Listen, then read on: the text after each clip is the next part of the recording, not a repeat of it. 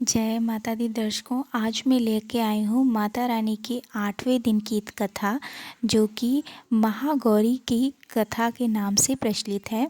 सबसे पहले हम इनके स्वरूप की बात करें तो इनका वर्ण पूर्णतः गौर है और इस गौरता की उपमा शंख, चक्र और कुंद के फूल से दी गई है। इनकी आयु 8 वर्ष की मानी गई है और 8 वर्षा भवेद गौरी। इनके समस्त वस्त्र और आभूषण आदि भी श्वेत हैं। महागौरी की 4 भुजाएं हैं। इनका वाहन वृषभ है। इनके ऊपर के दाहिने हाथ में अभय मुद्रा और नीचे वाले दाहिने हाथ में त्रिशूल है।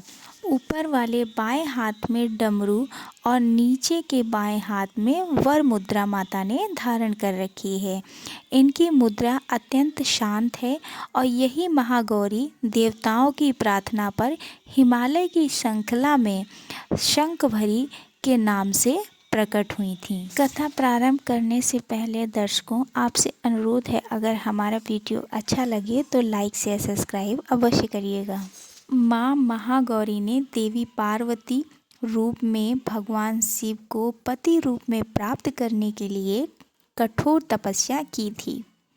एक बार भगवान भोलेनाथ ने पार्वती जी को देखकर कुछ ऐसे ही कह दिया, जिससे देवी के मन का आहत होता है और माता पार्वती जी तपस्या में लीन हो जाती हैं। इस प्रकार वर्षों तक कठोर तपस्या करने पर जब पार्वती माता नहीं आती तो पार्वती माता को खोजते हुए भगवान भोलेनाथ उनके पास पहुँचते हैं।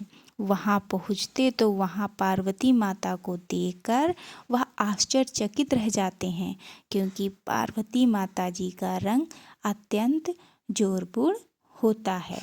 उनकी छटा चांदनी के समान श्वेत और कुंद के फूल के समान धवल दिखाई पड़ती है।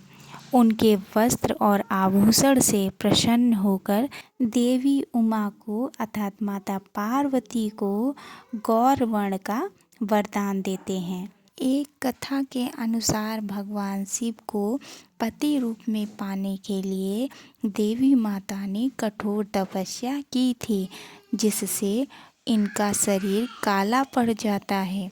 देवी की तपस्या से प्रसन्न होकर भगवान इन्हें स्वीकार करते हैं और शिव जी इनके शरीर को गंगा जल से धोते हैं। तब देवी विद्युत के समान अत्यंत कांतिमान और गौर वर्ण की हो जाती हैं तथा तभी से इनका नाम गौरी पड़ता है।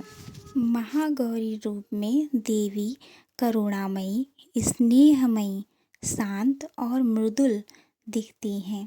देवी के इस रूप की प्रार्थना करते हुए देवगण और ऋषिगण कहते हैं, सर्वमंगल मंगले शिवे सर्वार्थ साधिके शरणे त्र्यंबके गौरी नारायणी नमस्तुते। अब महागौरी जी से संबंधित एक अन्य कथा से प्रचलित है, जिसमें कहा गया है कि एक सिंह काफ़ी भूखा था। वह भोजन की तलाश में वहाँ पहुँचा जहाँ देवी उमा अर्थात माता पार्वती तपस्या कर रही थीं। देवी को देखकर सिंह की भूख और बढ़ गई, परंतु देवी की तपस्या से उठने का इंतजार करते हुए सिंह वहीं बैठ गया। इस इंतजार में वह काफ़ी कमज़ोर हो गया। देवी जब तप से उठीं तो सिंह की दशा देखकर उन्हें उस पर बहुत दया आती है और माँ उसे अपना वाहन सवारी बना लेती हैं, क्योंकि एक प्रकार से उसने भी तपस्या की थी। इसलिए देवी गौरी का वाहन बैल और सिंह दोनों ही माने जाते हैं।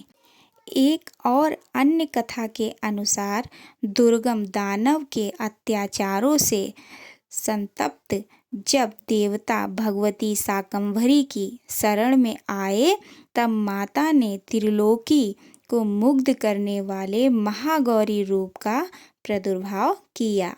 यही माता महागौरी आसन लगाकर शिवालिक पर्वत के शिखर पर विराजमान हुई और शाकंभरी देवी के नाम से उक्त पर्वत पर उनका मंदिर बना हुआ है। यह वही स्थान है जहाँ देवी शाकंभरी ने महागौरी का रूप धारण किया था।